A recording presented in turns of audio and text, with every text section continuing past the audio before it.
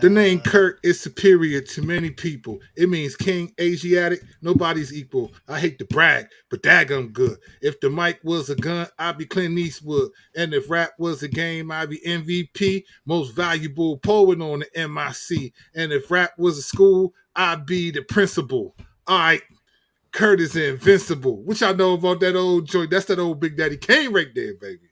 You know what I'm saying? That's that old Big Daddy Kane. Only a few of y'all gonna know. Y'all better get ready, man. Y'all better get ready for this hip hop game show, baby. Because when that joint comes, that joint is coming.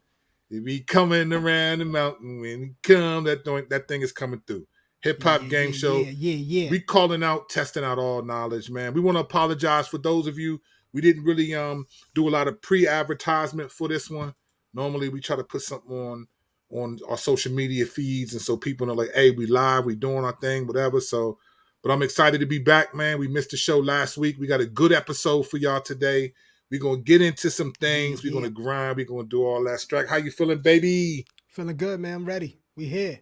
Yeah, ready man, to do this. Ready to do the business. Yeah, man. It feels like it's been a minute. So, you know, everybody, you know how people are. I don't know how people are feeling, man. People feeling upset these days. They feeling, you know, I don't know what's going on salty with folks today. Yeah, everybody's man. coming out the ocean. Listen, it's a lot of high blood pressure out there, ladies and gentlemen. You salty. It's a lot of high blood pressure out there these days. And so we're going to talk about that, man, you know, about that. But before we get into all that, you know, we got stuff we got to talk about. What? You know, we got some things we need to bring up. But first, we got to make sure y'all know that we back to the grill again. The grill again. Back to the grill again.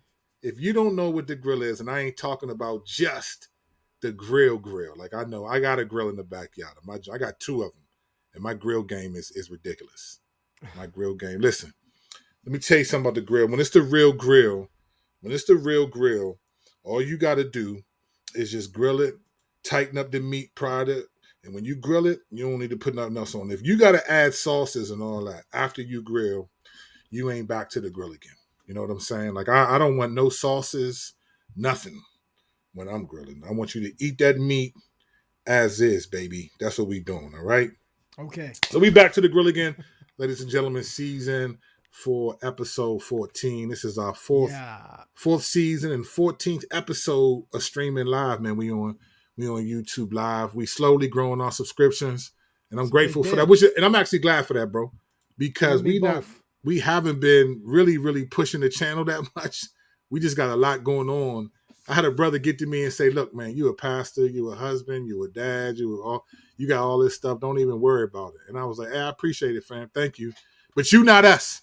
This ain't your channel. So we haven't been really pushing the channel that much. So I'm grateful, man, that we got subscribers are slowly growing and without really any advertising. Organic. Word of mouth. And really, to be honest, not even a lot of consistent, like, we're not really doing a lot of little shorts and things in between like a lot of people do to build their channels up. I'm watching a lot of people with over the 100K type subs and all of that, people doing consistent content every day, you know, 1 minute videos and things like that. They chop stuff down and drop videos. Yeah, they do a lot of stuff, right, to keep people, the people they bang with, engaged. That's cool. I ain't hating. That's dope. Nah, I mean, look, we just do this on a snuff. I mean, obviously, if we can, and it takes years to do that. Like, you know, guys don't start off with just getting 100,000 followers, and it takes time, man. It takes years of doing this, and this is our 14th episode.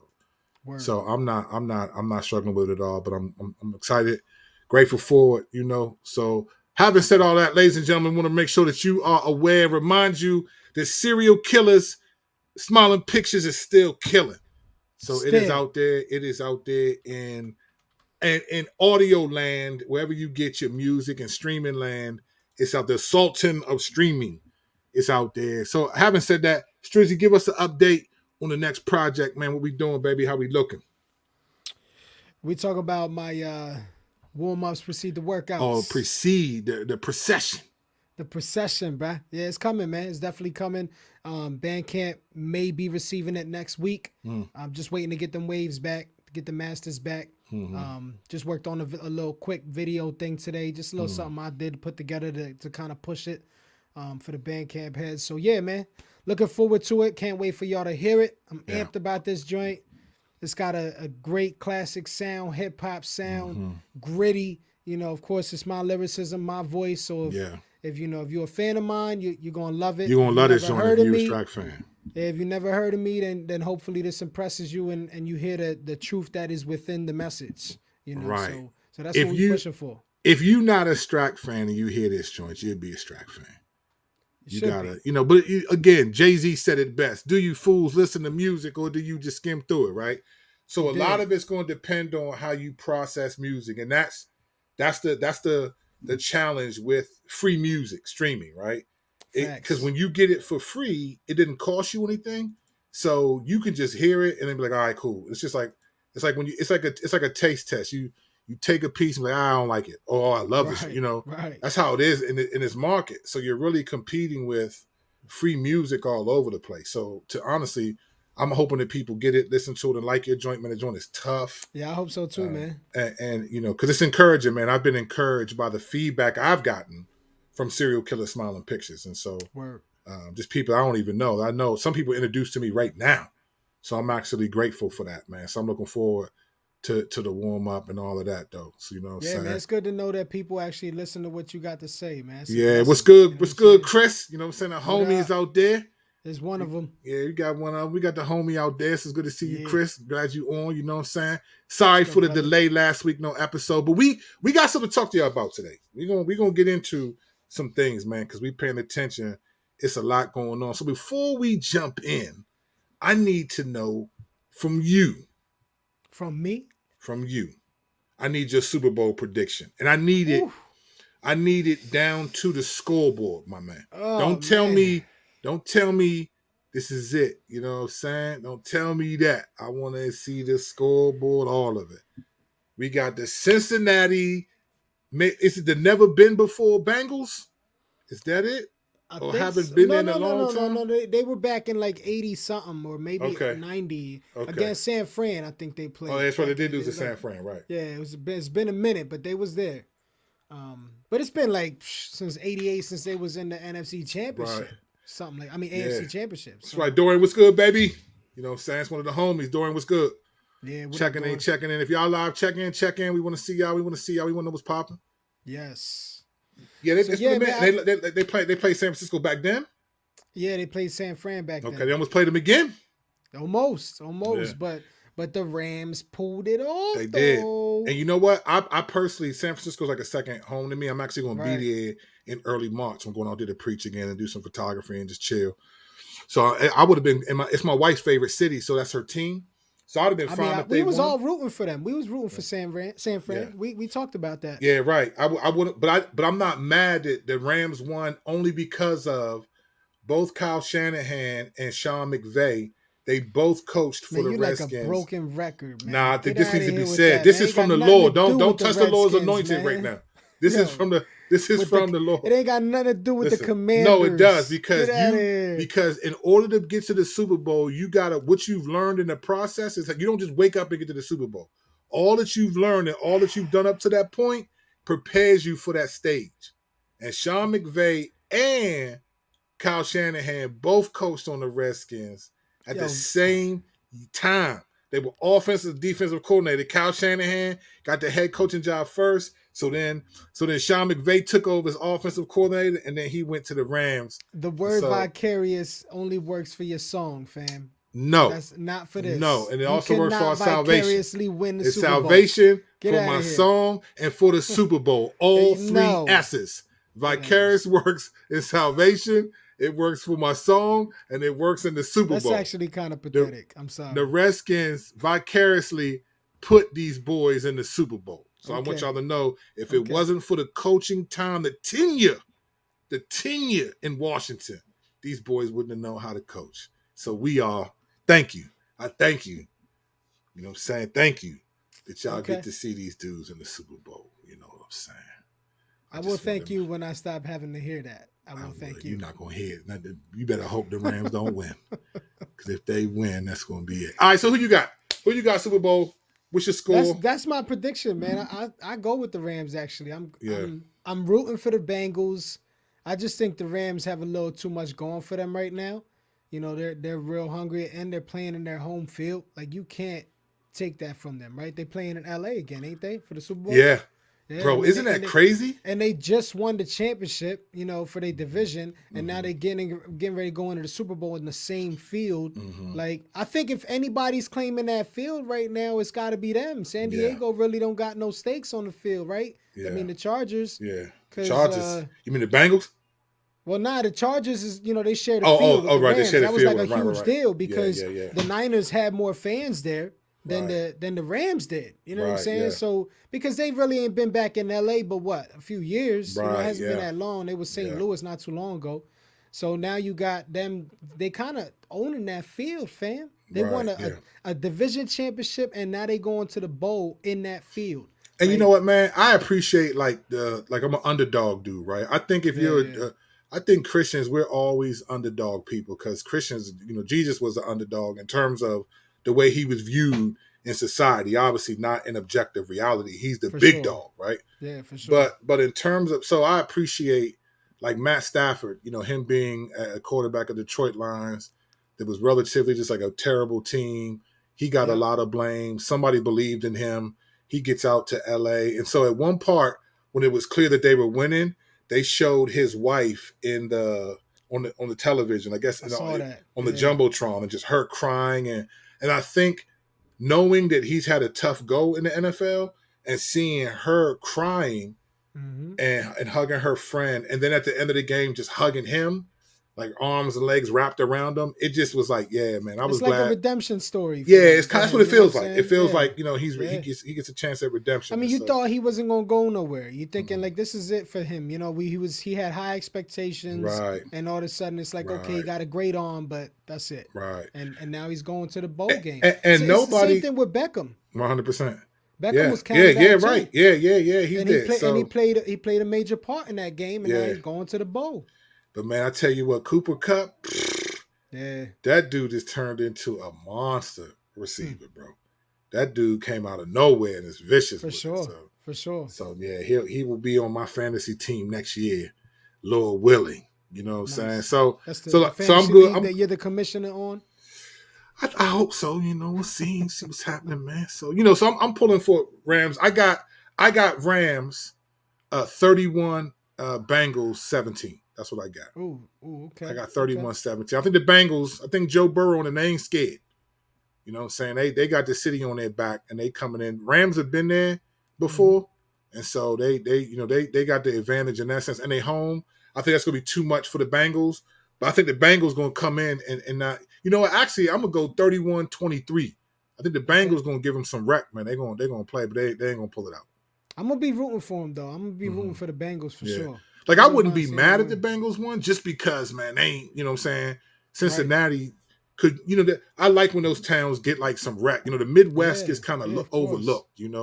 Yep. The Midwest gets overlooked. That's why when LeBron left Cleveland, bro, Big they deal. said LeBron, when Jay-Z said, I'm not a businessman, I'm a I'm a businessman. businessman. Man, Yeah. LeBron, they said when he left Cleveland, they $150 million. They said a whole industry shut down Mm. because people would go after hours, out, going to get drinks and going to all this stuff to just watch LeBron and then play. When Right. he left, they said it was a whole industry shut down. So I felt bad for him. So then obviously when he came back and then won, I was excited for Cleveland to get that. So if Cincinnati wins it, I'm not gonna be mad. I mean, it's not my team, even though vicariously,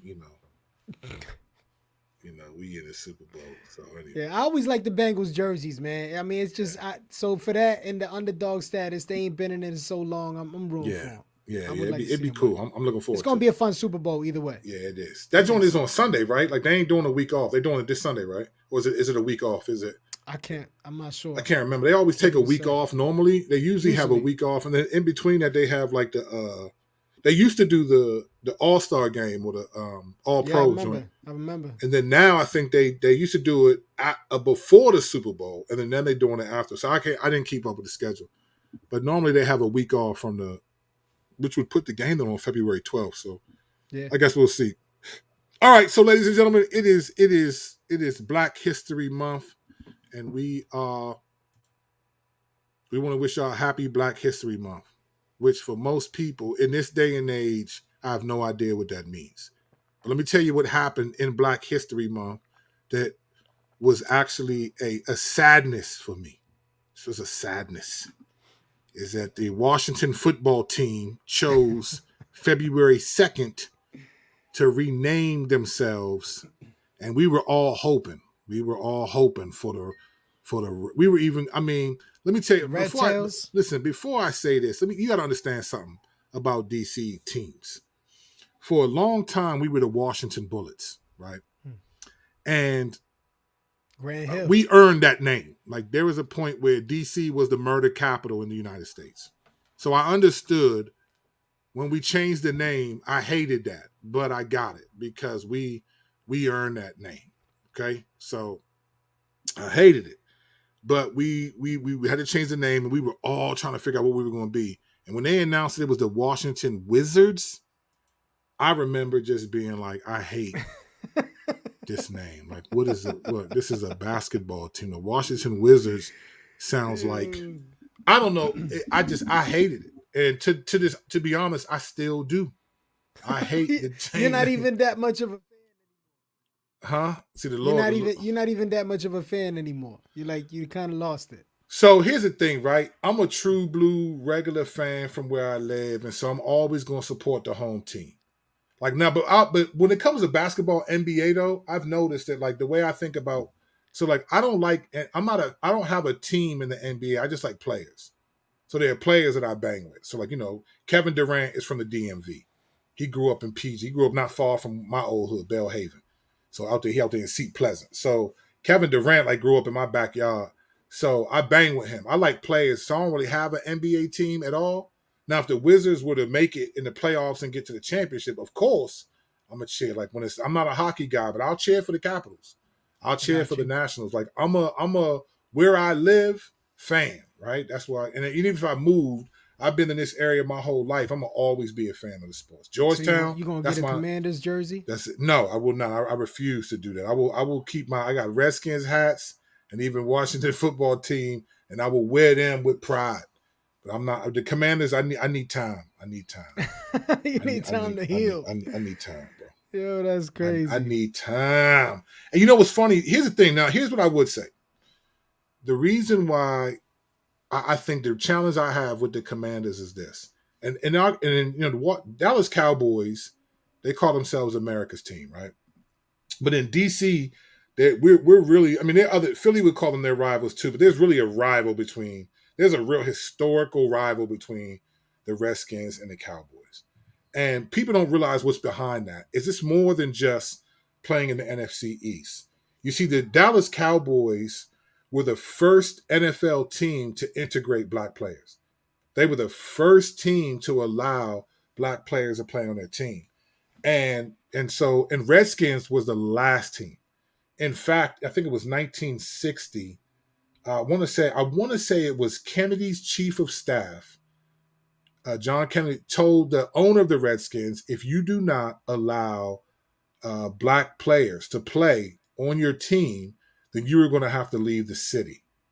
And so they did. So the Washington Redskins, and so the name Redskins was a slur. The guy was a staunch racist the guy who started the NFL was the guy who, people don't notice, the guy who started the NFL was the owner of the Redskins. They came from a different state. They were up in Boston, I think, and eventually made their way down to DC. He was a racist through and through.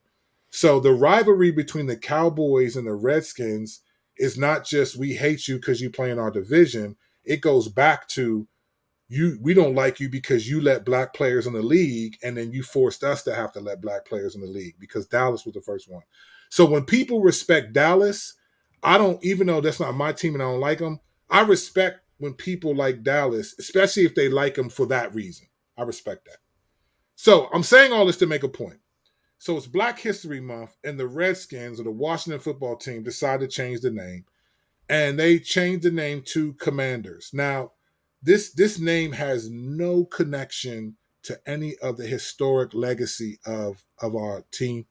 Nothing. So a lot of people don't like the name, and I will be one of them. But here's the reality. I'm a fan of wherever I live, and everyone is, right? You like Philly primarily because you grew up in PA. and that's the team you like. Like you don't. I mean, that's the only team I was able to actually play on the field and go to the games on the regular as a kid. So right. I actually played on the Eagles football field it was like a special they had at the stadium where they was inviting fans in and you could actually play football on the field. So, of course, and at that time I was a Giants fan. I was probably like 9 years old, 10 years old. And when I saw that and I was able to play on the field, I was like, I have to be a Philadelphia Eagles fan. George Preston Marshall. That's right. That's right. So that's how that happened for me. And that's right. Doug Williams, first black quarterback to win the Super Bowl for the Redskins. It was poetic because they was George Marshall was a racist. So all I have to say this. When it comes down to this stuff, right? When you're a fan of a team, if you're a true fan, right? There's a reason why they call them fair weather fans. You ride with that team regardless, right? That's it. You ride with them. You ride with the team. I'm not a fan of a team name. I'm a fan of a team that represents the city that I live near. I'm not a fan of a team name. So I'm not, even though I don't like Commanders, I don't really care because it's not like I'm going to stop rooting for the team. It's not like I'm going to be like, oh, I'm so offended. I'm going to give up my season tickets. I'm done with them. Like some people are talking like that. And I would just say this as gracious as I can. Man, you need a hug, fam. You need Jesus. You really need to get yourself together. Like it's not that serious. Like the team, if you move the team out of the city, then I can't bang with them all of it. But I'm loyal to the city I live in, right? And any team that represents that city, I ultimately don't care what your name is. So I'm still gonna ride. I'm getting my season tickets like I always do, me and the homies. And that's just going to be there. So just like, come on, fam. Some of y'all are tripping. Don't get me wrong. I don't like the team name either. I would have preferred Red Hogs, even Red Tails. Red Tails I ain't like either for real, but it had some historical legacy. It had some good meaning to it. It had some good meaning, which would have been another level of redemption based on the Redskins' history. For sure. The Commanders, but I will still be rooting for the team. So don't get it twisted. Although the theme song, the fight song is going to be weird because we're used to 2 syllables. So you're going to have to rush that joint. See, the fight song is Hail to the Redskins, Hail Victory. So you can do it, but you got to speed it up. Hail to the Commanders. Oh, man. You know what? I guarantee you, though. I guarantee that in the stands, I went to 7 of the 8 games. Actually, I went to all 8 games this year. I didn't go. I didn't go to the one. Y'all went to go to Philly. I didn't go to the Philly game because I wasn't feeling well. I wasn't sure why I wasn't feeling well. Boom, boom, boom, boom. So I didn't go to that joint. But I went to 7 of the 8 home games this season. I was there. So I'm a real fan. I'm one of them. I put my money where my mouth is. So all the fans that judge me for what I say and you only watch on TV, get yourself together, man. Buy a ticket or something and go to the game and don't judge me. I'm there every week screaming and all that. After preaching, I'm leaving, going to the games, walking up that hill, walking up them steps, going in, screaming, fighting verbally with the other opposing team when they, don't, you know what I'm saying? You're not, if you're not there, you're not there. As an EA Sports says, if it's in the game, it's in the game. You know what I'm saying? It's a hard knock life. Hard knock. It is for Philly too, because it ain't like y'all, you know what I'm saying? It ain't like y'all out there killing the game. Y'all got one recently, but shoot. I mean, we did. We did, though. No, you do. You got one. You got one. Hey, and that's still my division, so I'm good. I like, oh man, let our division rack them up. Word up. We got a nice little bit in our division. You got Dallas got 5, Redskins got 3, Giants got 2, Philly got 1. They got 1.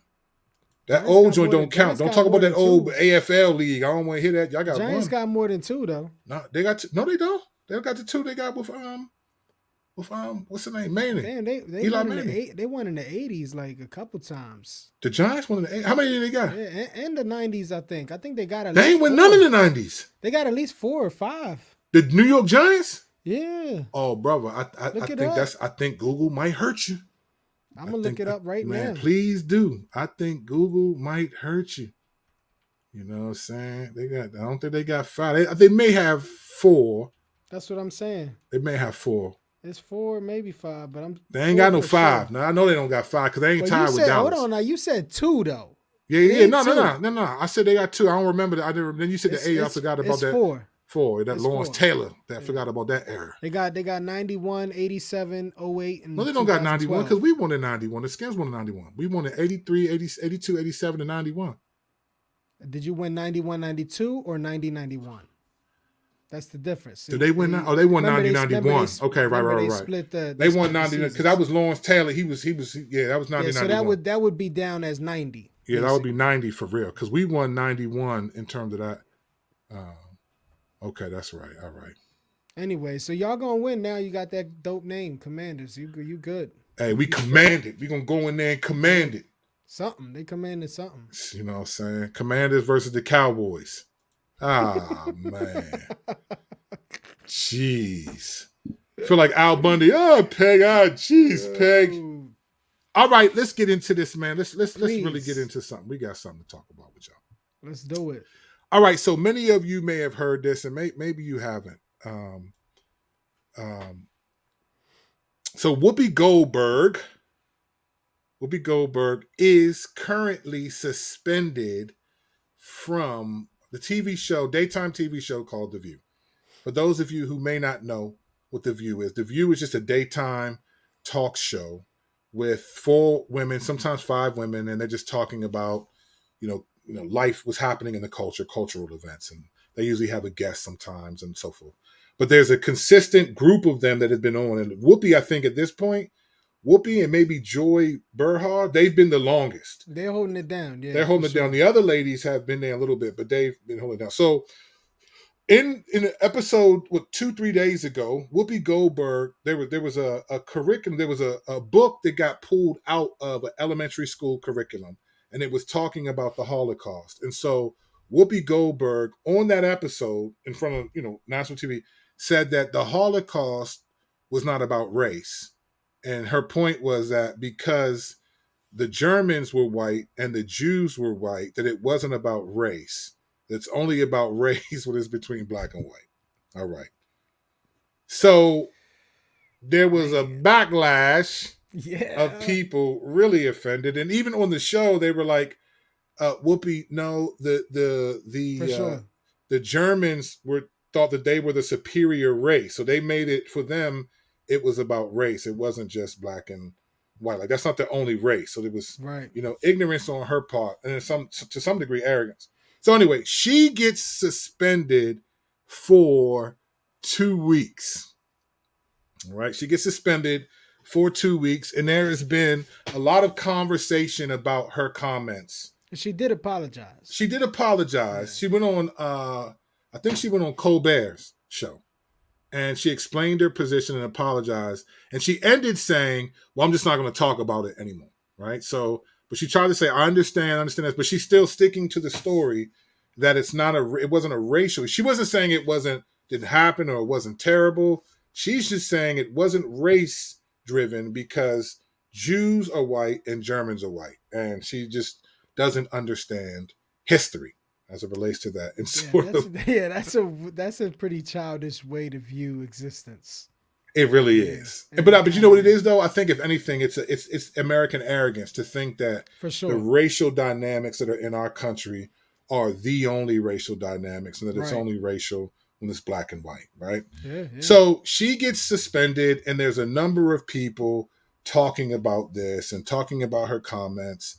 And it just got me thinking about it, the reality. I'm not really concerned about what she actually said, because I just think I think it was ignorant. I think she's just really unaware, and I think she's so focused on American idealism and the lack of it accomplishing some of the things that it said in terms of its documents, the founding documents. It was ignorant and inconsiderate in a major way. Yeah. So in that sense, so here's why I'm glad it happened. I'm glad it happened so that people can stop saying that the media and this stuff, it's only about when black people are offended, right? Like there's a deeper thing happening in the culture right now. It's not just, the media is biased towards black people and this stuff. Like, no, She's black woman. She's suspended for saying something about the Jewish community, right? So, in one sense, I'm glad that this happened so that you can see what's really going on in the culture. Because when it becomes everything's been about critical race theory and black versus white, and I get it because in America, black versus white racism or beef is the Lakers versus Celtics of racism in our country, right? So it has a historical legacy. It's going to cause the most attention. I get it. But I appreciate at least that this happened, if for no other reason, so we can see that there's something deeper going on here.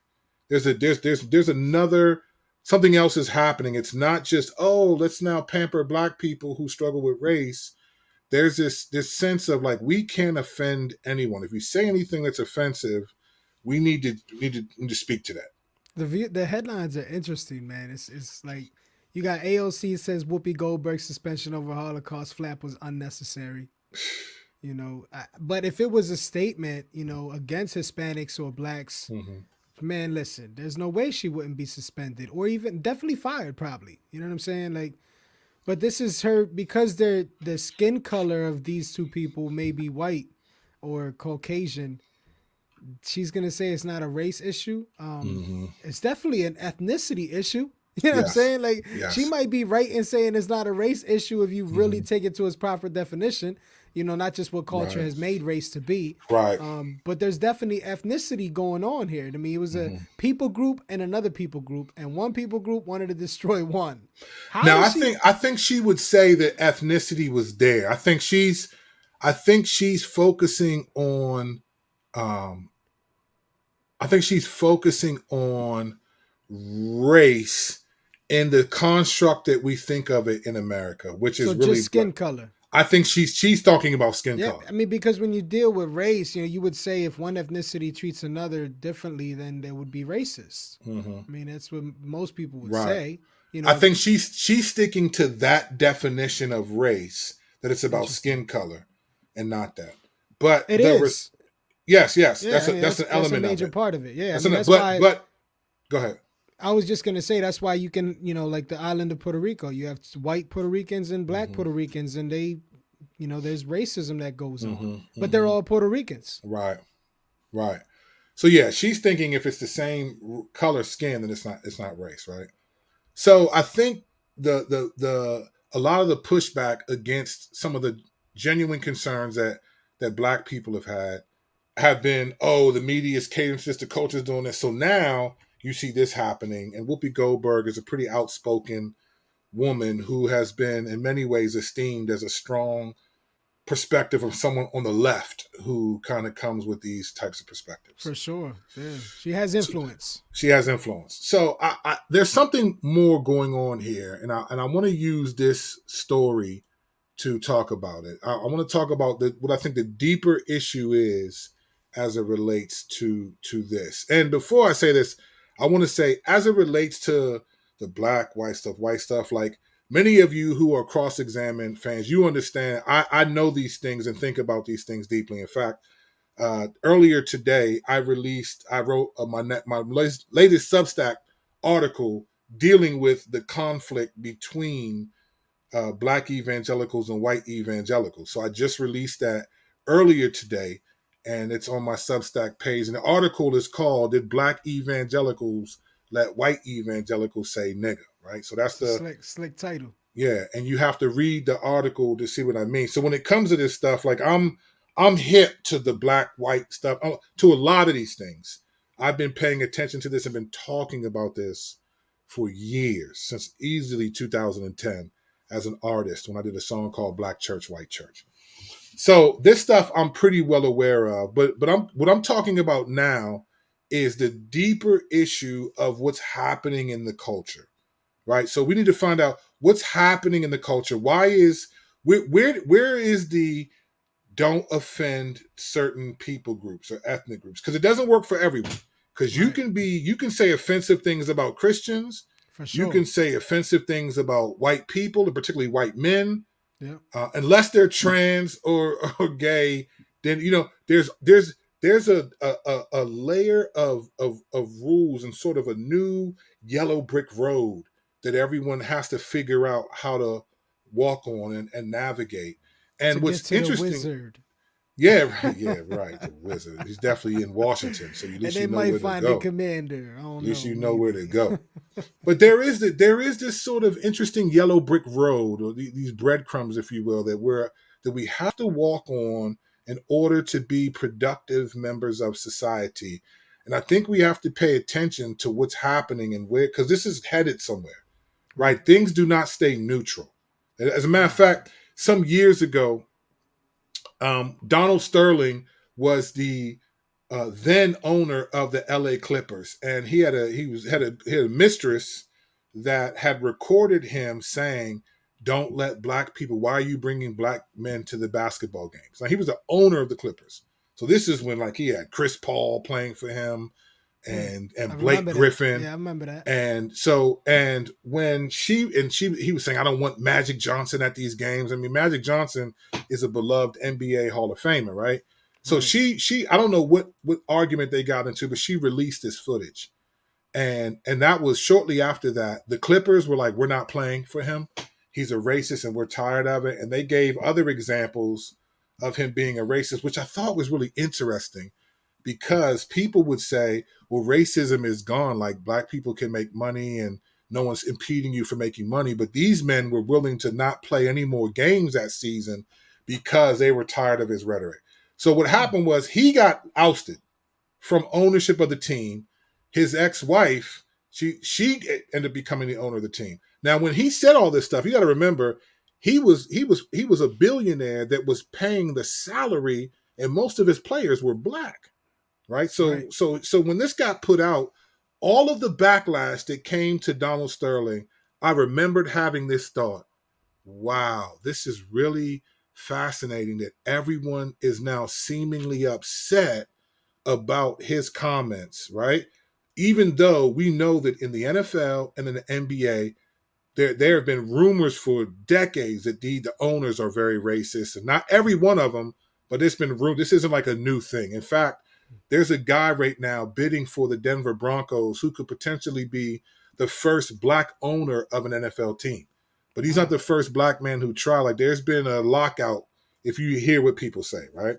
So when this happened to Donald Sterling, I remember saying this back when I was on Wrath and Grace podcast, and me, Omri, and Luke, and I think Frankie was there too at that time. I remember saying, you know what, guys, we better pay attention to this because what seems like, wow, this is a great thing. They're going after this stuff, and sort of the anti-bullying movement that kind of ran, parallel to the Yeah. LGBT movement. I It guess was this. huge and it came on quick and Mm-hmm, heavy, real mm-hmm. fast. And Yeah. it seems like, wow, this is a great thing, right? This is Mm-hmm. a great thing. And I remembered saying back then, we got to be careful as believers because this standard of not offending people and this kind of neo morality, if you will, is going to come back and bite us in the face. Now, this was like 4 years ago. It's like 4 or 5. And then it's been 4 years, almost 5 years ago, 2017. I said, this is going to come back and bite us in the face because the expectation in the culture is that, hey, we don't offend and there's a morality that we need to maintain. But we have to ask ourselves, what is this morality and where does it come from? Right. What does it mean? Because the expectation is not just that celebs have to do it. Celebs have their own drama. We'll come back to that. You and I are going to be held to this sort of morality that says you can't offend. And you have to remember, Jesus made it clear. Look, he said, look, I didn't come to bring peace, but a sword. Right. I came to cause, I came to cause division. I came to divide a mother and a daughter, a father and a son, right? And he didn't mean sinfully, just like some people are going to believe in me, and that's going to offend other people who don't. And that's going to Yep. happen even down to the, you know, most basic relationships, most foundational relationships you have, like sibling, parents, all of those things. So the idea of being offensive is a part of Christianity. Truth can be offensive, but we're going to be held to the standard. So now we have Whoopi Goldberg gets suspended for comments for 2 weeks, and there's a couple of things that I just want to talk through to help us understand what is going on here. what is this actual morality? And how does it connect to the actual topic that we're going to talk about today? So let's start with this. What is happening? She's suspended for essentially what the culture is defining as sin. Okay. Mhm. So this is they don't use the word sin, but they are essentially saying you sinned, and this is, I'm going to use the language the church would use to describe how the world is, right? So think of the world as sort of like almost like a church of its own, a satanic church, if you will, right? Because it's not aimed at Jesus Christ honoring the Lord. And you'll see why I say that in just a second. But if I'm using the church language, Whoopi Goldberg is under church discipline. All right. She's under church discipline for not for sinning, right?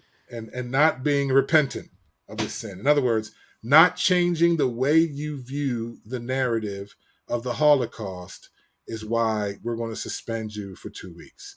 Right? You're in a church discipline for a couple of weeks. And I guarantee, let me tell you what's going to happen. She's going to come out in about a week, say that she's talked to some Jewish people, she's took some classes, She's and really learned. realized the hurt of her words and how they could be hurtful, and she didn't really understand, and she was focused. She's going to say all this stuff, and at least that's what all of them say. When you're a celebrity, you get reconditioned to say all these things, and we'll explain why in a little bit. So Yep. what's actually happening here? All right, what is this morality? All right, where does this come from? It comes from Genesis 3. So you got this idea that when Satan shows up, there's some things that we just don't know, right? In the garden, Satan shows up and he says to Eve, did God really say you can't bite of this tree, right? So he plays that whole game. And what he does is he tempts Eve not by how good the fruit would taste, not is she hungry and look at it. He tempts her by saying, you will be like God, knowing good and evil. Okay. Now, mind you, God already said that he was making mankind in his image. So there were ways that already that mankind was like God. So Satan saying, you will be like God, knowing good and evil. He was basically saying, you will be like him, determining good and evil, right? You're going to decide good and evil. And so she bites the fruit, and then humanity inherits good. The definition, we determine good and evil on our own apart from God. When you want to know what the nature of sin is, what sin actually is, in the language of the Bible, it's simply, I decide good and evil on my own apart from God. That's what it means in its most fundamental sense. When people say it's pride, it's arrogance, no, those are fruits of deciding what good and evil is. So when I sin, I'm deciding it's good to sin and evil to resist it. So I give in to sin. That's the essence of what we inherited from Adam and Eve. But what actually is good and evil? What is good and evil? What does it mean to be good and evil? Well, good and evil has to do with being moral, right? Morality, good and evil. What's good is morality. Well, what is morality? Morality comes from what? Righteousness, right? So we talk about God is holy. He's righteous, right? Mhm. He's morally perfect. That's what righteousness is. It's you're morally perfect, right? You're moral. So when Adam and Eve now are deciding good and evil, they're deciding morality on their own, they're deciding what righteousness is on their own. They essentially are saying we have righteousness within ourselves to decide what's good and what's evil, right? So God said, I'm the one who decides it. Adam and Eve bite the fruit, and now they inherit that, right? So what does that mean? At its core, at its essence, the sin that we've all inherited from Adam and Eve is self-righteousness. We define righteousness, morality, good and evil by ourselves, apart from God. And this is the beauty of when Jesus comes. What does Jesus do? He lives his whole life defining good and evil according to God. He gets punished on the cross for defining good and evil the way we do, apart from God. Then he rises from the dead and ascends to heaven, and then sends us his spirit, and the Holy Spirit in us is constantly reminding us of God's definition of good and evil instead of our own. And that's what the Christian life is about. We're It makes battling sense. this reality. We're It makes battling sense. I this. mean, you're basically deciding that you know better than God knows. 100%. Yeah. When the fundamental sin issue, the root issue of why we sin is that we're self-righteous towards God. Yeah. right? We think we think more righteous than God, and it's the good and evil that we decide to do is where that all comes out. Yeah, we become God's judge We become God's judge, right? in our own minds. Right. Yeah. So now, if we're self-righteous towards God, and you see this play out, right? When God shows up and asks Adam, "What have you done?" After and what does Adam say to him? He says, "The woman you gave to me, right? Mm-hmm. She bit of the fruit and I ate it." And then the woman says, "Oh, it was the serpent." So you notice, like Adam, in his own righteousness, doesn't think he's sinful, so he blames it on God, and Eve blames it on the serpent, right? So you see this play out. So this self-righteousness is at the very core of what we're at. And self-righteousness, what it does is it creates these moral high grounds, right? We have these moral high grounds. Now, if Adam and Eve brought sin into the world, and the same thing that they do is the same thing Satan is. He's just self-righteous. If from what we know of the Bible, if Ezekiel 28 is legitimate, then Satan decided to try to overthrow God and was thrown out of heaven, right?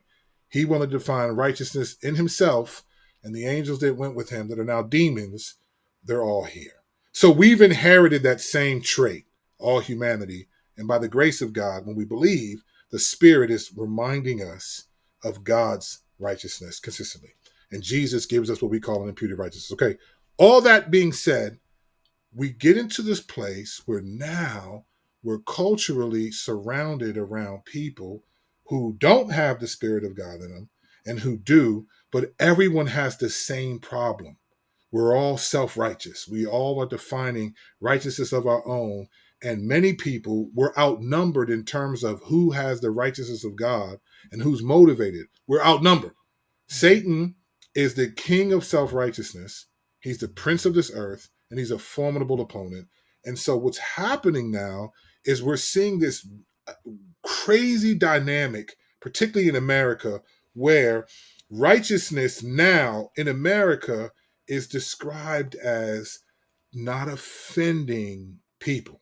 So you can offend people. Now, this is a good scheme of the devil because it is impossible not to offend. It is impossible. You could say, if you think, oh, I think he's the best basketball player ever. Like, think about just the LeBron James and Michael Jordan arguments, right? Mm-hmm. We've all been in places where people just get offended, right? You just get offended. So we're living in a place where it is impossible to offend. And so what's happening now in the culture is this self-righteousness that has created a moral high ground to Impossible say not to offend. you can't offend the people. Yeah. But it's impossible not to do that. Right, so you're right. going to offend people. I remember I was just going to say real quick, to add to what you're laying out for us, as far as people may be not knowing exactly what's right and wrong because of their own righteousness, their own mindset of right and wrong. They've established their own standards, like you were saying. Mm-hmm. On top of that, there's the hard work that it is to suppress the truth in unrighteousness as well. Right. So on top of determining what is right in their own minds, they're also suppressing the truth in unrighteousness with that. So that's even more work against the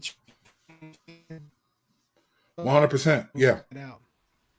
No, you kind of fizzled out. Say that last part again, because we lost you in translation. It's us working against, and then you kind of went out. Yeah, I mean, not just working against the truth, but suppressing it in unrighteousness. So they're working to develop society in a way that is pleasing to their own righteous standards, like we're talking about, but also in the midst of that, suppressing the truth, which God has implanted in human beings, created in his image. Got that? Yeah, you broke up at the end again, man. That Wi-Fi, man, is killing you, family. What? Tell the kids to stop playing at the same time you got the grandbabies over there on the iPads, man. But now we got the gist of what you were saying. And I think the reality is this. This is the thing that I think a lot of us as believers don't understand, is that there is a morality that Satan cares about. Like, Satan is not trying to, we talked about this before in the show. He's not trying to have a culture where everyone's just killing each other and there's bombs dropping everywhere. No, no, no. There's a morality, right, that he cares about. It's as long as the morality is not motivated by honoring the Messiah, right? So here's a mind of morality. So there's a morality, and let me prove this to you from the scripture. So 2 Corinthians 11, you look this up in your own translation, right, in your own credible Bible. 2 Corinthians 11, 12 through 15, this is what it says about Satan. And Paul's talking about false apostles, and he says this. But I will continue to do what I am doing in order to deny an opportunity to those who want to be regarded as our equals in what they boast about. Okay? He said, for such people are false prophets, deceitful workers, disguising themselves as apostles of Christ. And no wonder, for Satan disguises himself as an angel of light. So it is no great surprise if his servants also disguise themselves as servants of righteousness. The end will be according to their work. So here you have the Bible, Paul telling us that he's in a community where people are trying to appear as equals to the apostles. All right. So as equal as them. Now, they were false prophets or false apostles, but they think they are equal to Paul, and they're teaching people a morality that is rivaling. It's the opposite of what Paul is saying. And he thinks and he's calling them out. And what he says is, these people are false prophets, deceitful workers, disguising themselves as apostles of Christ. So they look like they're godly, okay? And he says, and no wonder, for Satan describes himself as an angel of light. Well, light in this context, it means righteousness. It's an angel of light, like God is light, like righteousness comes from the light. Satan appears to be like he's doing good work, and he says, is fronting. He's fronting. Right. Right. And it says, so it is no great surprise if his servants disguise themselves as servants of righteousness, right? So servants of morality, servants of defending good and evil based on what God determines. That's not what's happening. This verse, 2 Corinthians 11, 12 through 15, is a prophetic statement about what's happening in the culture of America, but in the broader world. Satan is appearing as an angel of light, an angel of morality, and people think, hey, this is how we need to behave, this is what we need to do, and this is good. And in this morality, we need to approve of all these things that we are even biologically wrong, psychologically wrong, like sexuality and things like that. But also in this context, for Whoopi Goldberg and other celebrities, we need to establish a no offense clause. You cannot offend at all, and that is the new morality. If you're a believer, this will extend to you. There's going to be an expectation that you do not offend, and if we're honest, many of the things that we believe, particularly the moral code of following Jesus, will be offensive to many people. I mean, you see that with mainstream liberalism. You know, you see within the church, the quote unquote church, mainstream liberalism, we see, you know, the scarcity of truth being spoken because it's offensive. You know, you have to be very careful. That's why they got flags out on the outside of their building. That's why they put up the BLM banners. That's why they did all these things, because they don't want to offend anyone. And a church, let's be honest, a church building nowadays is offensive right away. I mean, because of all that comes with it. You know, you see a church building in our culture, you're not brought up in the church, you have the church viewed as a certain way. So when you walk by or drive by a church, you're already thinking certain things that are behind that building. You know what I'm saying? They've been embedded in you. You know what I'm saying? So they put flags out front. They put banners out front to show people that they're not the offensive type. They're not the offensive church. Yeah. You know what I mean? They're distinguishing themselves apart from those of us who would hold to biblical truths on those main issues. So they're already putting their foot forward and saying, yo, we want to be on the list of those that are accepting and those that are cool with all the sin that y'all do, and we bang with it. You know, so we're already there, fam. We're there. We're in it. No, we're there. We're there. We're there. But what we're doing is trying to make the connection, because These Right. things seem like these individual, okay, Whoopi Goldberg. Remember, Nick Cannon got quote unquote semi canceled for a season. Yeah, the Yeah. baby was canceled for a minute for saying something about LGBTQ. No one gets canceled for talking about believers though, about Jesus or about. No one gets canceled for that, right? You don't Facts. get canceled. You get applauded in many ways. You Facts. you get canceled for talking about Islam because there's afraid of the backlash of those folks, right? Because they're scared of really getting canceled. Yeah, right, That's right. why. Cancel for real. Like For I'm saying, real. your life is out snuffed out of Yeah. this joint, right? So what is this what's happening? What do we so this is what is called so we've often heard of the Illuminati, right? This sort of one world government where all these people are kind of behind the scenes controlling things. And there's a lot of people who agree to those things and believe it. And that's a conspiracy theory thing. I think there's some truth to that, but I also think some of it is I personally don't get into all of that stuff as much because at the end of the day, my Bible clearly says that in Revelation, Jesus wins and those who belong to Jesus wins. So Facts. whatever's happening in this life, I also know that like my life does not is this is the world as is not my life, my world. Like we're gonna get a new kingdom, a new heaven and a new earth, right?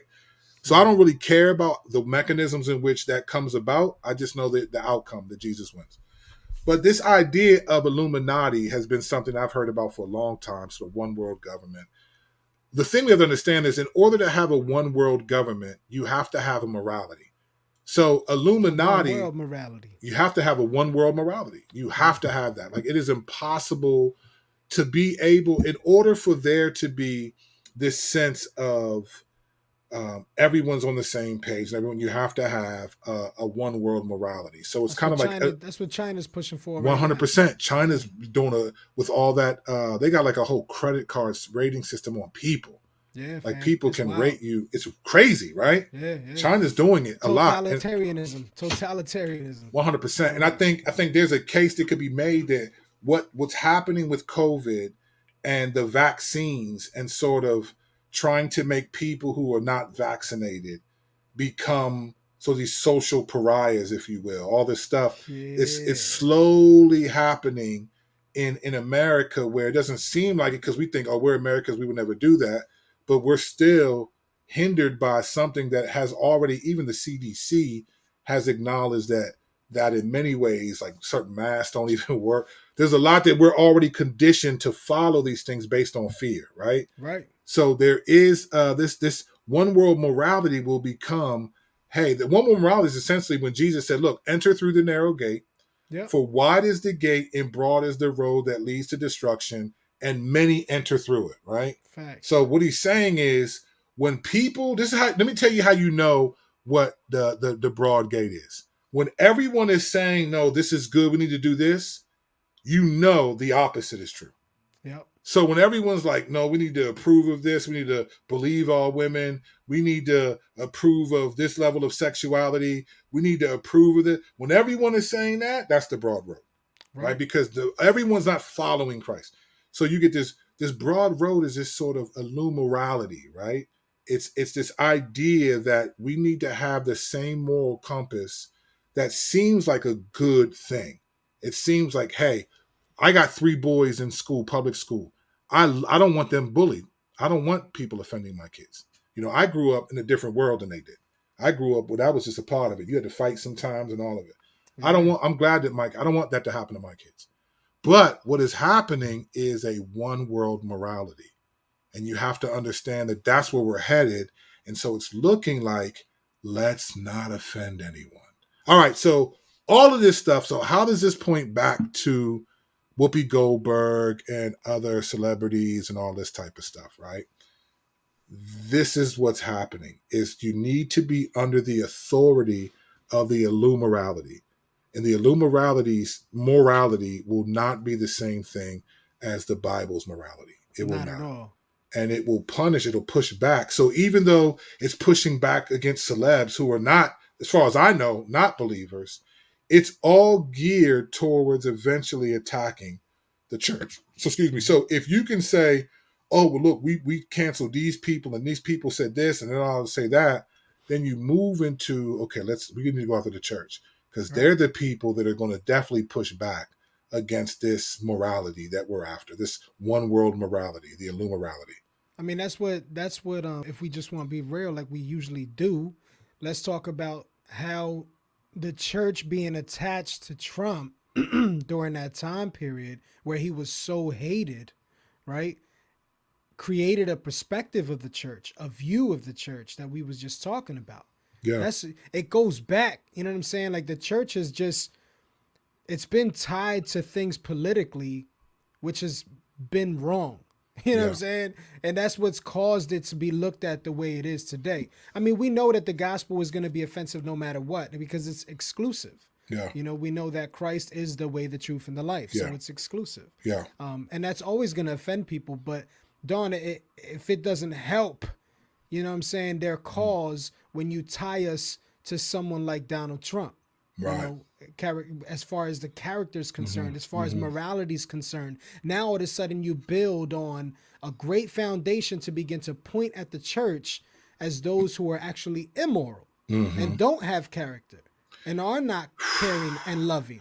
You know what I'm saying? Because you just built off a dope foundation of a bunch of people who, you know, voted for Donald Trump because they thought he was the best choice, because a lot of the things he did was great, but his character, his flaws, man, they tied that right to the church. Right. And here we go, carrying into now this new era where the Illumirality is being developed, like 100%. you said.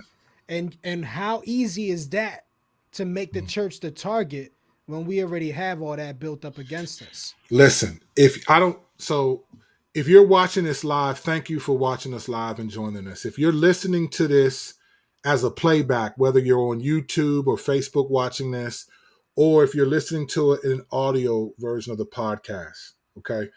I don't know what this is like on like a minute and 2 seconds into the actual episode on the live.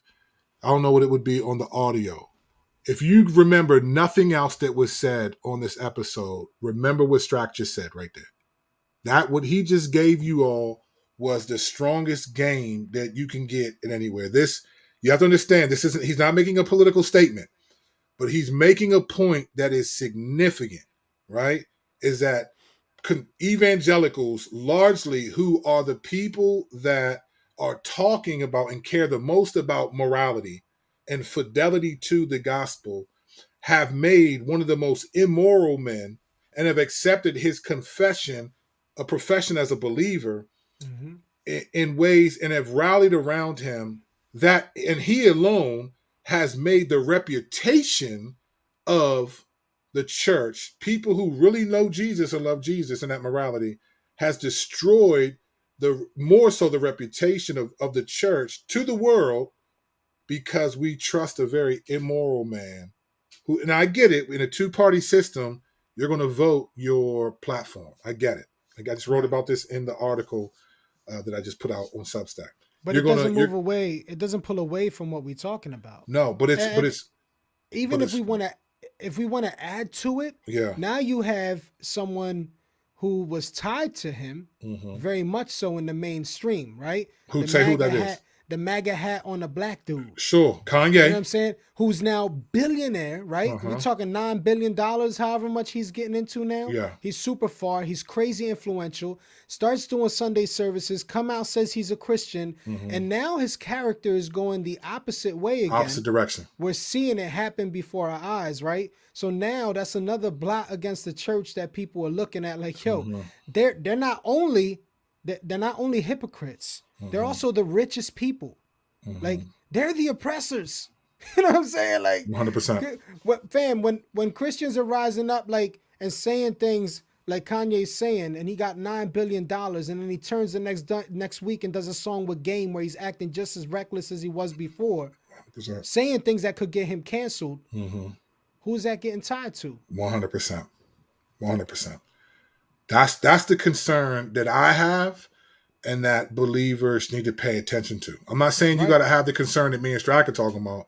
I'm just saying you got to pay attention to what's going on. This isn't just people getting canceled. This is about, listen, whoever controls morality controls the world.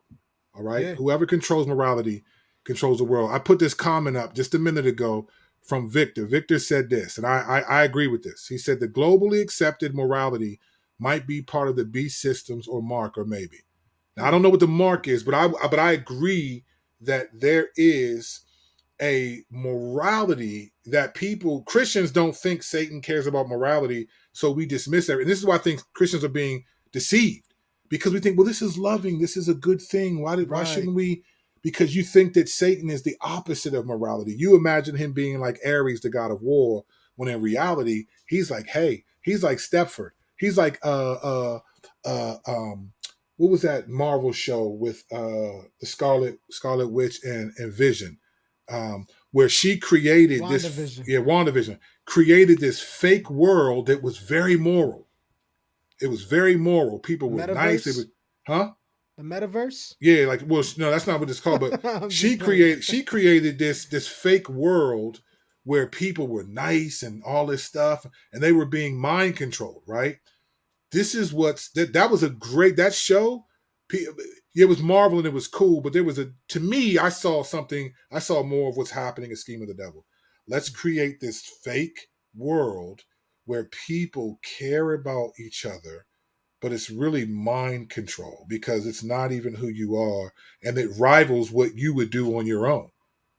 You're forced to think and do this stuff, and as the show went on and it broke down, as people got out of like her under control, it was wild to see them reacting. And it goes back to the Dorian Gray story, where there's a painting of him that stays that absorbs his age, and it gets older, and all the sin and all the wickedness that he does and everything gets absorbed by the painting, where he stays looking young on the inside, on the outside.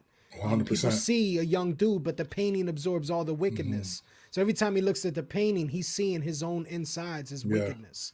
That's the fake. That's the fakeness. Yeah. And that's what's happening. So when these stories come out, it's not just Hollywood's reaction or people's reaction or cancel culture.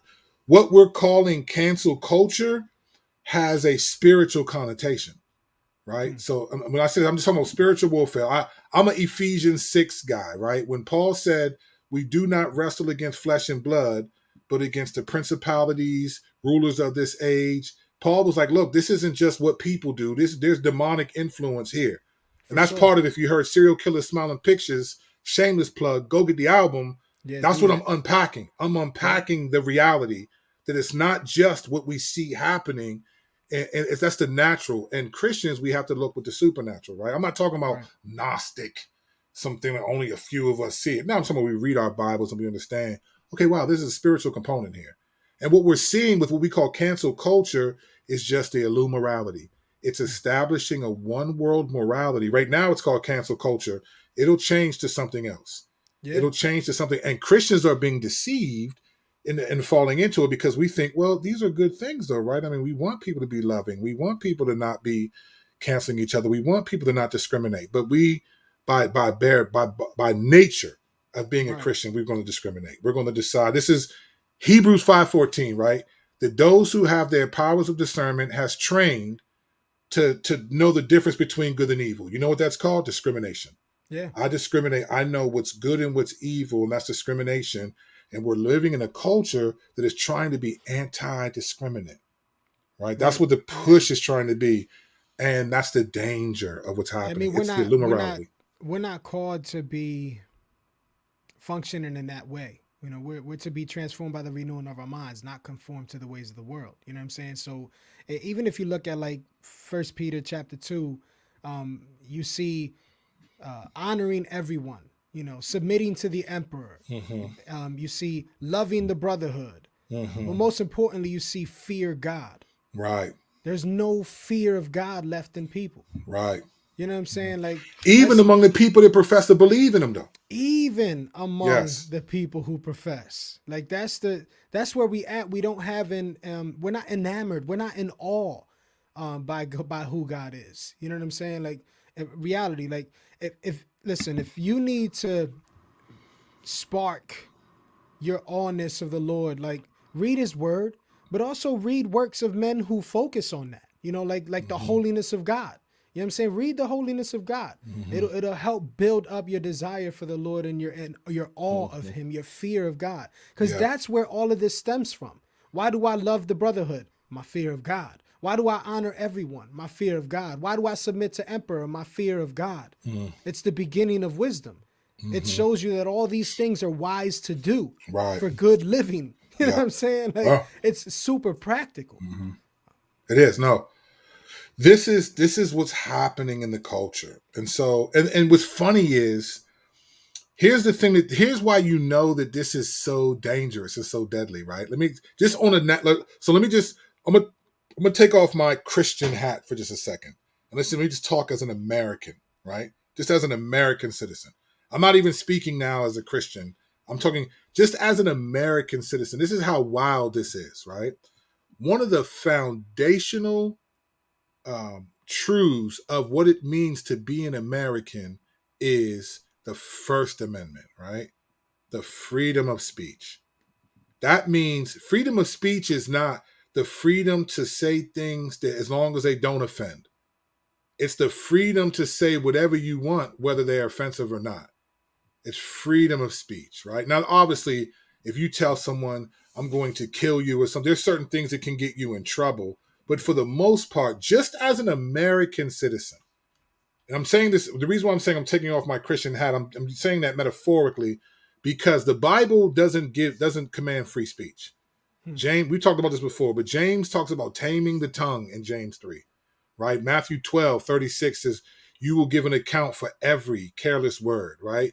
We hear in Ephesians 4, like, let your talk be wholesome and seasoned. And you get Ephesians 4, encourage one another daily as long as it's called today, right? So the Bible, so I'm not speaking as a Christian because that's not free speech. The things that we're defending about the Constitution are not necessarily biblical, but the culture says freedom of speech, right? But what you see happening is slowly that's being taken away. And it's happening so smoothly that even the very foundational documents of the establishment of this nation that says Whoopi Goldberg has the right to say, well, I think the Holocaust wasn't about race.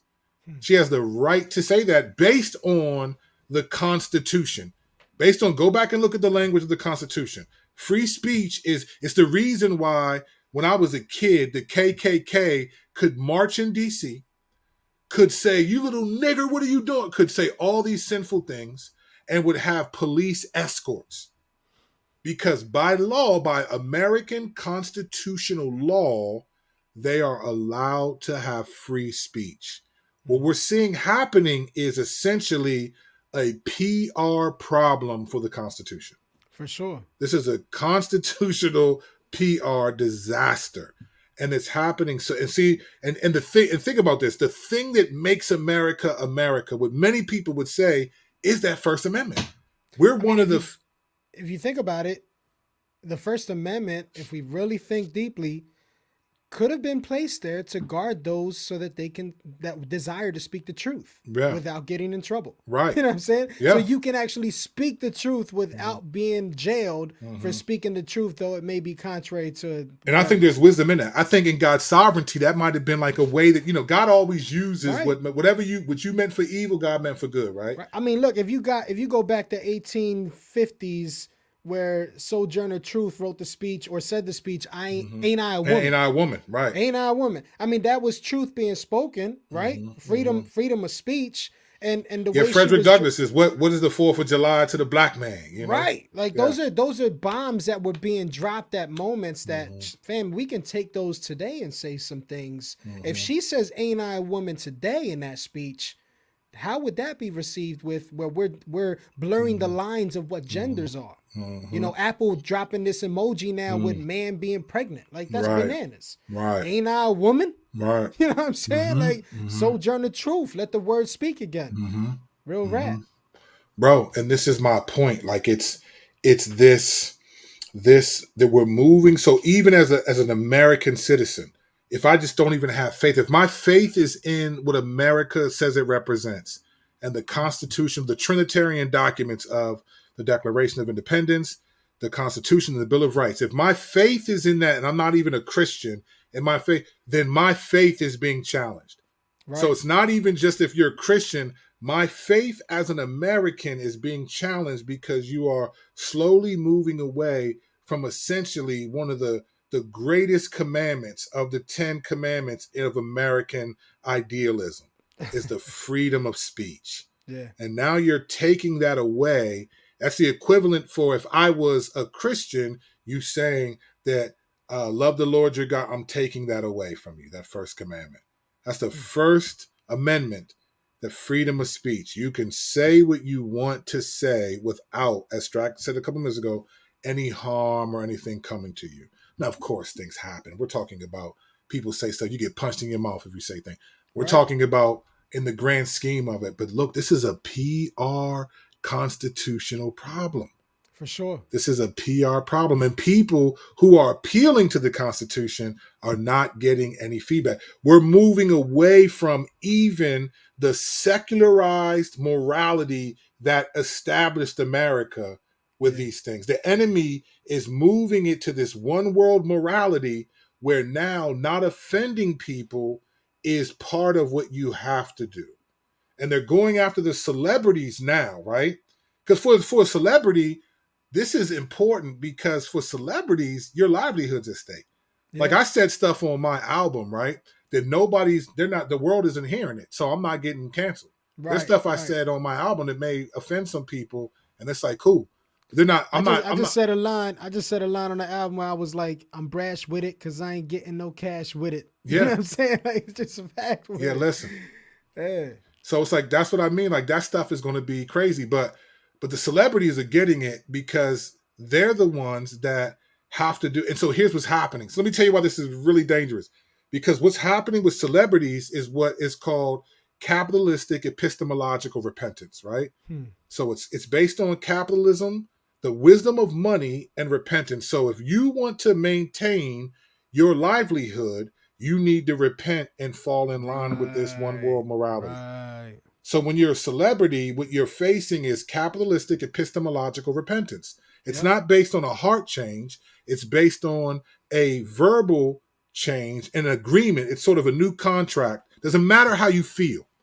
You agree to not say this anymore. What's interesting is when Whoopi Goldberg was with Stephen Colbert, they were going back and forth on the issue. She was not saying, I changed my mind about what I said. Where she conceded was, I'm just not going to talk about it anymore. That's the repentance of the Illumerality.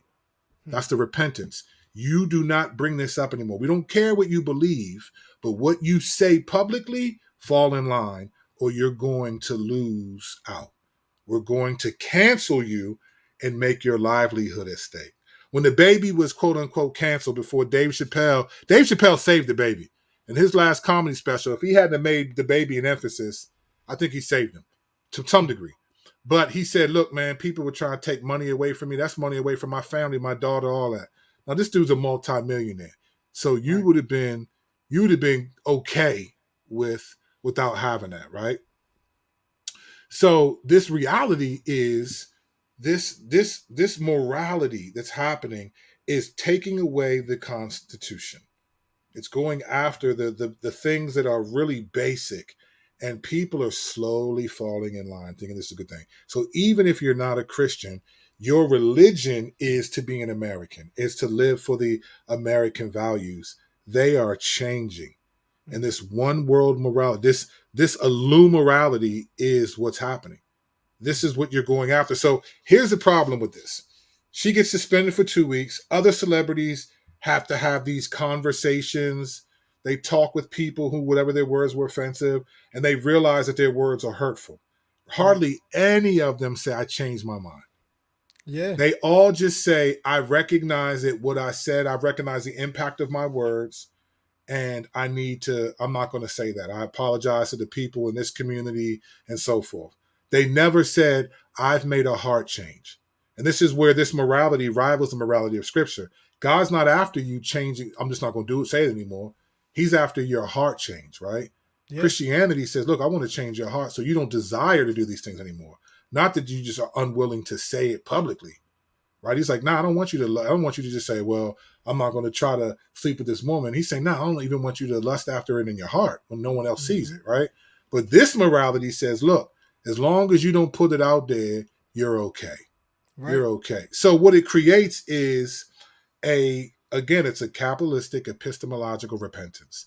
What it creates is I'm going to respond and obey so that I don't lose my money. That's what they told Peter, when they didn't want him to preach no more. Just to keep your mouth shut. Don't preach the gospel. And what did he say? Okay. You'll be okay. We'll let you out. We'll let you go chill. But I'm going to read what he said here. Yes, please, my brother.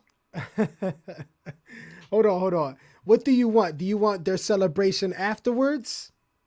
I mean, he basically just tells them, am I supposed to listen to you? Right. You're a man.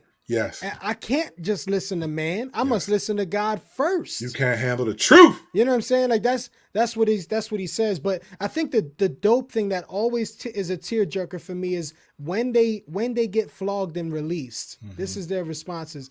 The apostles left the Sanhedrin rejoicing because they had been counted worthy of suffering disgrace for the name. Let's read that again, bro.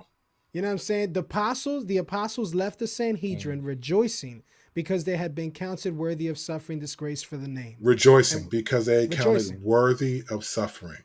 Amen. That is a lost theological art in the church today. Word.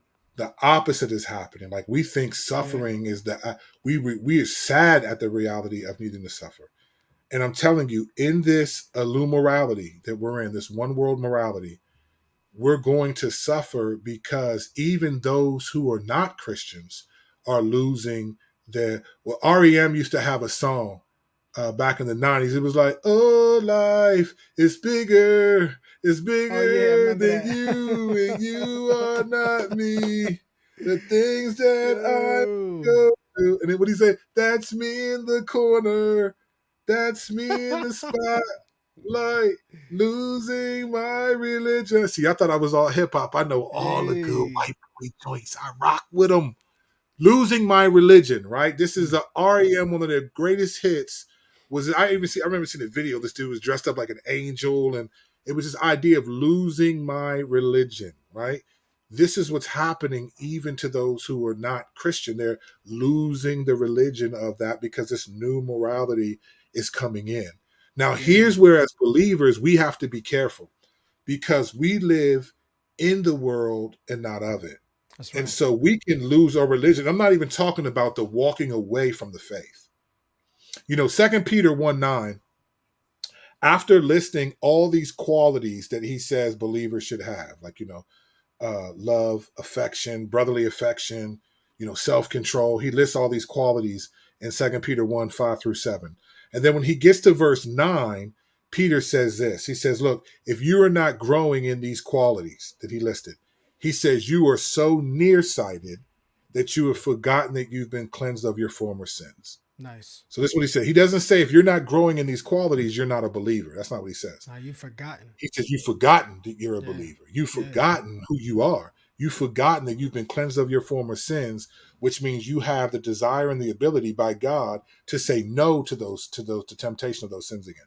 You've forgotten who you are. And this is what's happening to the church. We're forgetting who we are because this morality of the world, it's a satanic, it's a self-righteousness. It's a moral high ground. It says, hey, listen, I don't offend people. I don't offend these groups of people.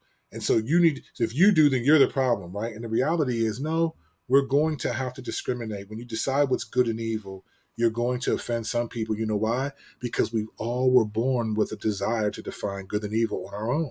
So what's good to me is going to be evil to someone else. So by the bottom line, you're going to discriminate. You're going to offend people. What Christians have to worry about is watching the celebrities, because we're so enamored by famous people, especially when they like a Kanye. What Christians have to worry about. Now, listen, when Kanye came out, we were excited. We were glad that he was a believer. No doubt. But we weren't like, oh, we just know we're perseverance to the end type folks, me and Strachan. We endure to the end. So it is biblical to celebrate confession, but it is wisdom to wait for suffering and persecution for fruit. For We sure. want to see perseverance. So it's biblical to celebrate confession, but it's discernment to wait for perseverance. So I Amen. celebrated his confession. I don't know if he's going to persevere or not. But we Christians have to be careful because of this one world morality. We have to be careful of what Jesus said in Mark 4, right? He gave a parable of the sower. 4 different seeds are going to land. One's going to land on a rock. It'll sprout up, right? But he said as soon as trouble comes because of the word, it shrivels and dies, right? And the reality is this: the trouble that comes from the word is not just, oh, you're persecuted because you're a Christian. The trouble that comes from the word is I need to obey it. And so when there's pressure for me to obey the word, oh man, I'm starting to become a problem. So Right. if I'm a believer and I got to obey the word, like Peter and them said, what we supposed to do? Listen to you versus it's like, nah, we're not going to go ahead and agree with their sexuality. We're not going to go Right. ahead and agree with this and agree with that. Like, what we supposed to do? You're going to, whether you shrink and shrivel, even though there was a lot of fruit, like, man, this person seems like they're on fire for the Lord. Right. Listen, man, those who persevere to the end. When Paul said, I fight the good fight of faith. We talked about this a couple last episodes, so we're not going to repeat all of it. Mm-hmm. My point is, we have to be careful because we're going to see, I think, a lot of Mark IV Christianity, the Hmm. Mark IV that lands on the rock. We're going to see people who appear to be that are withering, and it's not because of there may not be one good reason in and of itself, but there may be this reality of we're being deceived by this one world morality. And when I you mean, have to stand for God, this morality, it's going to come with a sacrifice. You're for going to sure. suffer. You may not ever die. You may not be a martyr as a Christian, like you die because you believe in Jesus, but you will suffer the cross of Christ because you have to obey him in a world that says disregard him. The reality is too, trials, tribulations, sufferings, these are all fire, that burns up false works. You know what I'm saying? Exactly. Yeah. It just eat at falsehoods. They eat at the lies within yourself and bring out a more pure, a more Christ like Yeah. follower. 100%. When you go through the fire, you go through those trials, you go through these tests, you realize your dependency upon the Lord on a level that you didn't understand before. Yeah. That's that peace that surpasses all understanding, spiritual novocaine, if you will. So it's a good process. It's something that should be longed for and craved, which is why James says, "Consider it all joy," 100. because it seems scary, it seems crazy, it seems like what, but if we are in the hands of the Lord, then we know that we are covered by him. He Yeah. is our strong tower. You know what Mm. I'm saying? So he goes through the flame with us. You know what Mm. I'm saying? And brings Yep. us out the other side. Mm-hmm. You know what I mean? That's real rap. It's real rap, and that's what we got to hold on to. Like this is real, man. This is what I believe is happening right now as we speak. Amen. And hopefully we don't sound like nut jobs, but if we do, I'll be a nut job Me too. because Me I too. because I think what's happening. I'm more concerned. Like when I do music, I make music. I make what I call discernment rap. Right? I make the are you paying attention to this music? That's what I do. I Mm-hmm. want to help the church see these things, and I'm not that I'm the only one that got it figured out. The only one that I think we're on to what's happening right now, as Paul said in 2 Corinthians 2. Like we're aware of the devil's schemes. Like we give a lot of thought to this, Right. and these aren't just like, okay, we're just making this stuff up. Like there's real thought, prayer, study of the word, observing. I'm a very serious cultural observer, Mm-hmm. and so that's where for me, I can see these connections only because I believe the Bible and I see what's happening. And so I think that at the 1 minute mark around there, I think Strack had the most insightful comments of this episode. So I you think it go was back and one listen one to the hour. around One that hour time. mark. 1 hour, 1 hour. I said 1 minute, one Yeah. hour. That's what you want to take away from this. But we've built on that since this, and we've been building up to that. But I think you got to be careful. We have to remember this: that there is a low morality. There's a one world morality that comes from the enemy, and that morality stems from the self righteousness. Like we all define righteousness in ourselves, Right. and the devil's the king of that. So let me take this righteousness, this morality, right, from 2 Corinthians 11, and the people who bang with him appear as people of righteousness. No, this morality that we're seeing right now, you can't offend anyone, you'll be canceled, all this stuff. It is a one world, it's becoming a one world, it's a new morality. And its desire, even it's going to rival even the Constitution. It's rivaling that. And it's happening so smoothly. Like you can't, people, we're not even just even paying attention. Only a few people. It's just, we're slowly just sliding into it. They're not ready. Eventually that Constitution is going to be ripped to shreds because it's not the one, it's not the illumorality. That's what's coming for everyone. And believers, we have to stand our ground. And they've been coming for that Constitution for a minute now. For a minute, bro. Ain't nobody should be surprised. No, I shouldn't be surprised by that. So look, we wanted to drop y'all some news. You know what the ironic thing? Here's the funny thing. This isn't what our episode was about. This was just a sidebar, but now it's become the whole episode because we cannot jump into what we were going to talk about. So we're not even touching CHH? Nah, we can't even do it. We're going to come back next week though, because what we said today will pave the way for what we want to say about CHH and sort of the moral high ground of blaming others for why people are walking away from the faith.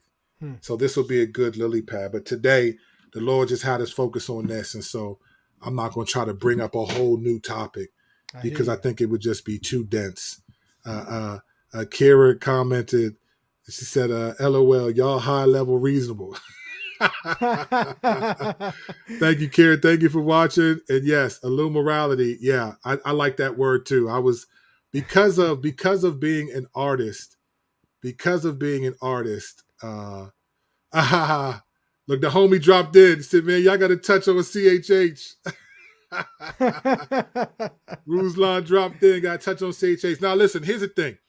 So, what we want to talk about as it relates to CHH is the notion of like blame. Like there's a lot of people saying, oh, look, CHH is fake. It's CHH's fault for people like Brady walking away from the faith for different people. Well, CHH is dead.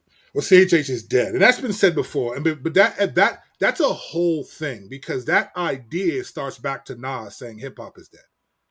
Like Christians didn't originate CHH is dead. Nas started that in the secular side of things.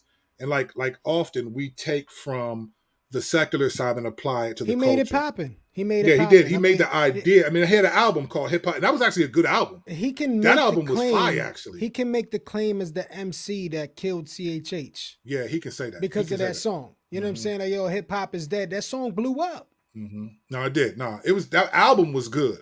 Yeah. But the point of that is that's become sort of the catch-all phrase now when like someone who's like a Gavi who has serious moral issues, or Brady walks away from the faith, or a Jay Crumb, or the other guy who's gay. There was two guys that kind of had the same Givens. Yeah, like him. It was two guys that had the same name. All of this, there's this idea, all this, and there's this blaming on CHH. But is that really the problem? Is it really the culture of Christian hip hop? No, that's not the problem.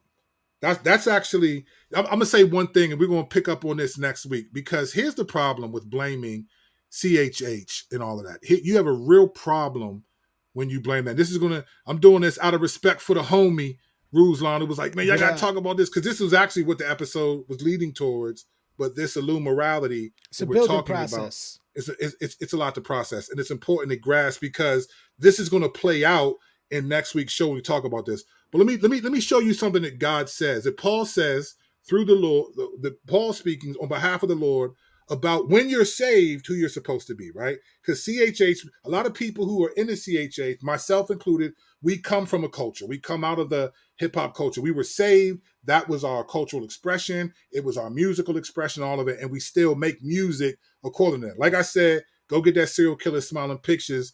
Nobody's got an album like that right now. And that's all we saying about that. But here, let me just bring you to a passage real quick. Here's what Paul says to people. We're going to pick up here next episode as it relates to CHH. He says, look, let each one live his life in the situation the Lord assigned him when God called him. This is what I command in all the churches, right? So here Paul is saying, look, however, whatever God called you in, stay in that place. And he lists a couple of things. If you were this, if you were that, if you were circumcised or uncircumcised, staying in that place, right? So God calls us out of cultures He saves us, and it says, stay in this culture. The Roman centurion in Acts 10. Peter didn't say, look, you got to stop being a Roman centurion. In Acts 16, the Philippian jailer, when he said, what must I do to be saved? He didn't say, you got to stop being a Philippian jailer, man. As a matter of fact, Paul, he took them into his home. They preached the gospel to his family. They baptized his whole family. He cleaned their wounds. And then you know what he did after that? He took them back to prison. Facts. Back to prison, and then they were released the next day. Yeah. So this idea of because the dude's life mattered, because he would have been killed. He would have been killed. You know what I'm saying? Yeah. This idea that CHH or hip hop is the problem because of the culture and the people coming out is an unbiblical notion, and there's much more to be said about that. Yeah, we not playing with y'all now. We're not playing. There's much more to be said about that, but we're gonna hold off on that till next week because we want y'all to process this morality, this one world morality that we see happening. That's called cancel culture, but it's way more deeper than cancel culture. So we appreciate y'all. We appreciate y'all riding with us, man. We appreciate y'all. Yeah. Appreciate you. Thank you, Vic, man. Thank you. Appreciate you riding, hanging out with us, Vic. Also, don't forget, go get Serial Killer Smiling Pictures are streaming everywhere. Yeah. I guarantee you haven't heard a project like that. Strack is dropping soon, hopefully on Bandcamp next week. And then after that, go check out the homie Ruslan. He always has good content. Bang with him. Thanks for riding with us. Oh, look at it. He referenced him in Philippians. I don't know what the him is you talking about, because sometimes these comments come in, we done moved on from what we were saying. Yeah. So I'm not sure what he's talking about right there, the homie Brandon. But we appreciate y'all so much. Don't forget, if you're listening online, thank you for riding with us. Don't forget to go to Kirk Kennedy's Corner, subscribe to the channel. I know we haven't been as faithful to build up the channel, but thank you for those. We're only a couple of episodes, 14 episodes in. And so we thank you for just tolerating us as we learn sort of this transition. We thank you for that. Appreciate you doing that. Always, always, always remember who you are. Remember who you are in the Lord, and watch out for you heard my voice crack? Me and my son laugh all the time. I'm like, what, Jim? Because he's always doing that, right? Watch out for the influences that are coming, because that one world morality, that illumorality is no joke. It's not a game. It's not a game. The only way to know you're not getting bamboozled is read the word, man. You got to be in your word. Stay with your brothers. Stay tight. Confess sin. Communicate with one another. Talk about these issues so that you can stay sharp. You got to. That's it. That's what keeps us sharp. So we're looking forward to. We got the next episode next week. We're gonna talk about the CHH dilemma and all of this and how do we process it. And there's some things that does God even listen to rap? Does God listen to rap even? There was a book about that somewhere. Huh? There was a book about that somewhere. Yeah, I think somebody wrote something about that. We're going to talk about that next week. Does God even listen to rap? Well, I think he does. Don't forget, the link will be in the description to, if you want to join us on Patreon.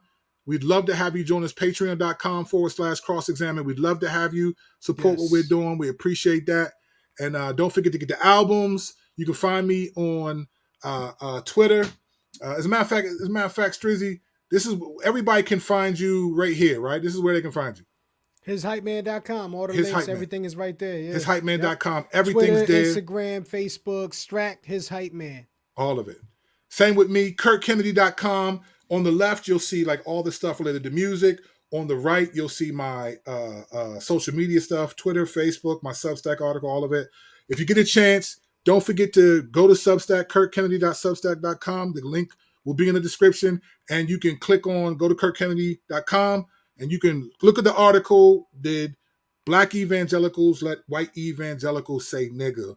And let me know what you think about that particular article. You got to check it out so you can see what it is. Having said that, I'm Kirk Kennedy. He's Strack the Wolverine. Yeah. And we thank y'all. We are out of here, y'all. Grace and peace. Peace.